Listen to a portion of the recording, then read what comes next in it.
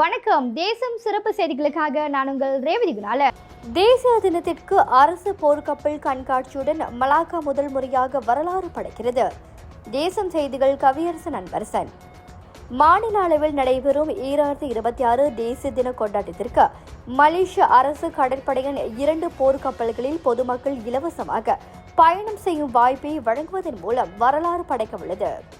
நாட்டின் கடல்சார் பாதுகாப்பு திறன்களை பார்வையாளர்கள் நேரில் காண இது ஒரு பிரத்யேக அனுபவத்தையும் சுவாரஸ்யத்தையும் வழங்கும் என்கிறார் மாநில முதலமைச்சர் டத்தோஸ்ரீ அப்துல் ரவுஃப் யூசுப்.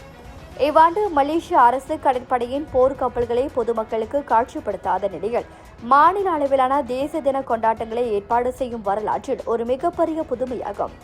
இம்முறை நடைபெறும் கொண்டாட்டம் வெறும் அணிவகுப்போடு மட்டும் நின்றுவிடாமல் மலேசிய ராணுவம், மலேசிய அரசு விமானப்படை, மலேசிய அரசு காவல்துறை, மலேசிய தீயணைப்பு மற்றும் மீட்புத்துறை, சாலை போக்குவரத்து துறை, மலேசிய சங்கத்துறை மற்றும் அமலாக்க முகாமைகளின் செயல் விளக்கங்களை உள்ளடக்கியிருப்பதால் இது மிகப்பெரிய பாதுகாப்பு சொத்து கண்காட்சியாகவும் மாறும்.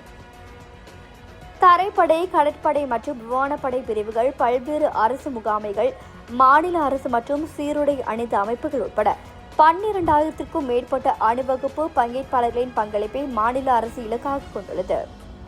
2026 ஆண்டின் மலாக்கா மாநில அளவிலான தேசிய தின கொண்டாட்டம் பதிப்பு இந்த மாநிலத்தில் இதுவரை ஏற்பாடு செய்யப்படாத ஒன்றாக விளங்கும் என்கிறார் முதலமைச்சர் அப்துல் ரவுஃப். இத்துடன் இன்றைய செய்திகள் நிறைவடைகின்றன. மேலும் பல ஆன்மீக செய்திகளை தெரிந்து கொள்ள தேசம் டிவி மலேசியா யூடியூப், டிக்டாக் மற்றும் இதர சமூக வலைதளங்களை பின்தொடருங்கள்.